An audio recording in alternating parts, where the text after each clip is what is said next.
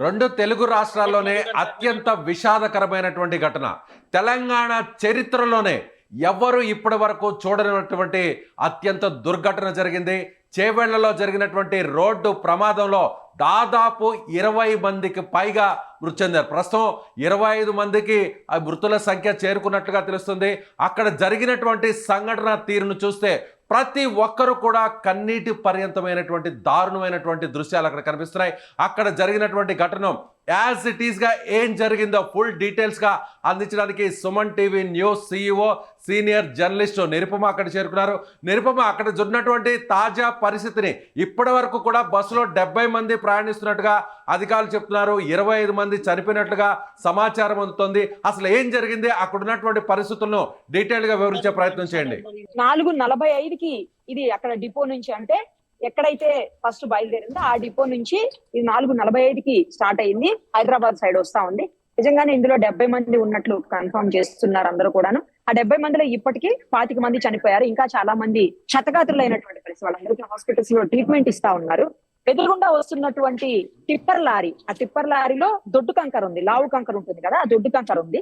ఆ కంకరతో వస్తున్నటువంటి లారీ ఒక 2 వీలర్ బైక్ వాళ్ళని తప్పించబోయి ఎదురుగుండా వస్తున్నటువంటి ఆర్టీసీ బస్ కి ఢీ కొట్టిందని చెప్తా ఉన్నారు. అయితే ఆ టైంలో బస్సు సేమ్ టైము టిప్పర్ రెండూ కూడా అత్యంత వేగంగా ఉన్నాయనే చెప్తున్నారు. ఎందుకంటే ఆ సమయంలో పొద్దున్నే త్వరగా చేరుకోవాలన్న ఆలోచన, ఎందుకంటే చాలా మంది ఎంప్లాయీస్ ఉన్నారట బస్సులో. ఆ ఎంప్లాయీస్ ని పర్ఫెక్ట్ గా టైం కి రీచ్ చేయాలన్న ఆలోచన బస్సు డ్రైవర్ కు ఉంటుంది. సేమ్ టైం టిప్పర్ నైట్ అంతా లోడ్ వేసుకుని వస్తుంది కాబట్టి అది కూడా అర్జెంట్ గా లోడ్ ని అన్లోడింగ్ చేసేసుకుని వెళ్ళిపోవాల్సినటువంటి పరిస్థితి ఉంటుంది. అందుకే ఇద్దరు కూడా చాలా స్పీడ్ గా ఉన్నారని చెప్తున్నారు. అయితే ఈ రోడ్ లో ఇప్పటికే దాదాపు 4-5 ఏళ్లలో 400 మంది వరకు చనిపోయారని చెప్తున్నారు. రోడ్డు వైడనింగ్ లేకపోవటం, అసలు చాలా చిన్నగా ఉంది రోడ్డు. మనం చూస్తుంటే అసలు ఇంత చిన్న రోడ్లోనా ఇన్ని వెహికల్స్ వెళ్తున్నాయి అనిపిస్తుంది. ఒకసారి వెహికల్స్ స్టార్ట్ చేస్తే 40-50 వెహికల్స్ వరుసగా పోతూనే ఉంటాయంట. ప్రమాద తీవ్రతని, ప్రమాదం జరిగినటువంటి ఆ సంఘటనా స్థలాన్ని ఒకసారి చూపించే ప్రయత్నం చేస్తారా? డెఫినెట్ గా. ఇదిగో చూడండి బస్సు ఎంత దారుణంగా అయిందో ఇన్సిడెంట్. ఈ బస్సు చూస్తుంటేనే మనకు అర్థమైపోతుంది. చాలా ఘోరమైనటువంటి ప్రమాదం ఇది. ఇంత దారుణమైనటువంటి ప్రమాదం ఈ మధ్య కాలంలో ఎవరు చూసుండరు. ఒక్కసారి చూపిస్తాను చూడండి. పైకి వస్తున్నాం మేము కూడాను, బస్ పైకి వచ్చాం ఇప్పుడే. లోపలంతా కూడా కంకరే ఉంది చూడండి. మొత్తం ఈ దొడ్డు కంకరే ఉంది. కంకర వల్లనే ప్రాబ్లం అయింది అంతా కూడా, ఈ కంకర వల్లనే. మొత్తం ఎటు చూసినా అసలు ఇక్కడ చూడండి ఒకసారి స్టీరింగ్ స్టీరింగ్ అనేది అసలు ఏమన్నా ఉందా లేదు. బస్ లో అసలు ఈ పార్ట్ ఏం లేదు, అసలు కంప్లీట్ గా ఎంటీ అయిపోయింది పార్ట్. అంటే ఎంత స్పీడ్ గా తాకిస్తే బస్ కి ఆ టిప్పర్ లారీ ఈ దారుణమైనటువంటి పరిస్థితి ఉంటుందో మనం అర్థం చేసుకోవచ్చు. మొత్తం పగిలిపోవడంతో పాటు బస్సు ఏ పార్ట్ ఆ పార్ట్ ఊడిపోవడంతో పాటు అసలు ఒక పక్కకి ఇలా మొత్తం ఒరిగిపోయింది, 1 సైడ్ కి అయిపోయింది. అంటే సగం పైన సీట్ల వరకు కూడా మొత్తం పోయింది బస్ అంతా. కేవలం ఆ లాస్ట్ లో ఉన్నటువంటి ఒక 3-4 రోస్ ఉన్నాయి. ఆ 3-4 రోస్ మాత్రమే కొంచెం బెటర్ గా ఉన్నాయి. మేబీ వాళ్ళే ఇందులో ఏ 3-4 రోస్ లో ఉన్న వాళ్ళు మాత్రమే బ్రతికున్నటువంటి పరిస్థితి ఉంది. ఒకసారి చూడొచ్చు, మీరు చూడండి. అత్యంత దారుణమైనటువంటి ఇన్సిడెంట్. ఒక చిన్న పాప, 1.5 మంత్ పాప అని చెప్తున్నారు. ఆ పాప కూడా ఈ ఇన్సిడెంట్ లో చనిపోయింది. తల్లితో పాటు ఆ పొత్తుల్లో బిడ్డలాగా అలా పెట్టుకుని ఉంది ఆవిడ. వీడియోలు చూస్తుంటే చాలా బాధగా ఉంది. ఇదిగో ఊళ్ళో వాళ్ళంతా కూడా స్థానికులు గొడవ చేస్తున్నారు.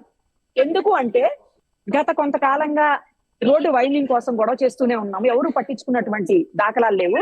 ఇంకోటి ఏంటంటే నేషనల్ గ్రీన్ ట్రిబ్యునల్ ఉంది కదా, అదేదో కేసు అయ్యి కోర్టులో ఉంది. దాని వల్ల ఇదంతా ఇష్యూ అయింది, లేకపోతే ఇన్ని ప్రమాదాలు జరగవని చెప్పేసి గొడవ చేస్తున్నారు వాళ్ళందరూ కూడా. ఇంకొకటి ఏంటంటే మార్నింగ్ ఈ టిప్పర్ లారీ ఏదైతే ఉందో ఆ టిప్పర్ 24 hours ఎలా ఉంటుందంటే ఏరియాలో, జిహెచ్ఎంసీ పరిధిలో అయితే మనకి నైట్ మాత్రమే ఉంటుంది. అంత హడావుడిగా వెళ్లాల్సిన అవసరం 24 hours లో ఉన్నప్పుడు అంత దారుణంగా వెళ్లాల్సిన పరిస్థితి ఉంటుంది. అసలు ఎటు చూసినా సరే బస్సుకి కుడివైపున డ్రైవర్ నుంచి కూడా కుడివైపున కూర్చోన్నటువంటి ఆ సీట్లో ఉన్నటువంటి ప్రయాణికులందరూ కూడా అక్కడ ప్రమాద తీవ్రతను, అలాగే ఆ కంకర పడిపోయినటువంటి విధానం చూస్తుంటే కూడా ఆల్మోస్ట్ అటువైపు ఉన్నటువంటి వారే చనిపోయినట్లుగా ఎక్కువగా సంఖ్య పెరిగినట్లుగా. లేదు, బోత్ సైడ్స్ ఉంది. మీరు ఒకసారి చూడండి, ఇటు డ్రైవర్ సైడ్ ఉంది, సేమ్ టైం ఇటు ఫ్రంట్ సైడ్ కూడా ఒక్క సీట్ కూడా లేదు అసలు. చూడండి మొత్తం ఊడిపోయింది, మొత్తం కంకరే ఉంది, కిందంతా కంకరే ఉంది. చూడండి ఆ కంకరలో ఇరుక్కుపోయారని చెప్తున్నారు వాళ్ళు. మొత్తం ప్రయాణికులు అందరూ కూడా కంకర ఇరుక్కుపోయారు, తీసారు కంకర అంతా కింద పోసారు. చూడండి ఒకసారి కింద కనిపిస్తుంది కంకర అంతా కూడా. సో ఇది 1 సైడ్ అవ్వలేదు, బోత్ సైడ్స్ అయింది. అంటే అత్యంత వేగంగా ఢీకొనేసరికి పాటలు అక్కడ ఎందుకు పనికి రాకుండా పోయాయి బస్సులు. ఇంత పెద్ద ప్రమాదం అయింది. మొన్న మనం చూసిన కర్నూలులో 19 మంది సజీవ దహనం అయ్యారు. మనం మర్చిపోయినా ఇంక 24వ తారీఖు జరిగింది, 10 రోజులు కూడా కాదు. ఇంత లోపల ఇంత ఘోరమైనటువంటి దుర్ఘటన, ఏకంగా 25 మంది చనిపోయారు. ఇంకా మరణాలు పెరిగే అవకాశం ఉంది అంటున్నారు. ఇంత దారుణమైనటువంటి అంటే ఆ కంకర దాదాపుగా 25 టన్నులు ఆ టిప్పర్ లో ఉన్నట్టుగా తెలుస్తోంది. 25 టన్నులు ఉన్నటువంటి ఆ కంకర మొత్తం కూడా బస్సు లోపల పడిపోయినట్టుగా మనకు అక్కడ అర్థమవుతుంది. అంటే దాదాపు 2-3 అడుగుల వరకు ఆ కంకర పడిపోయింది అనుకోవచ్చా, ఎత్తు వరకు?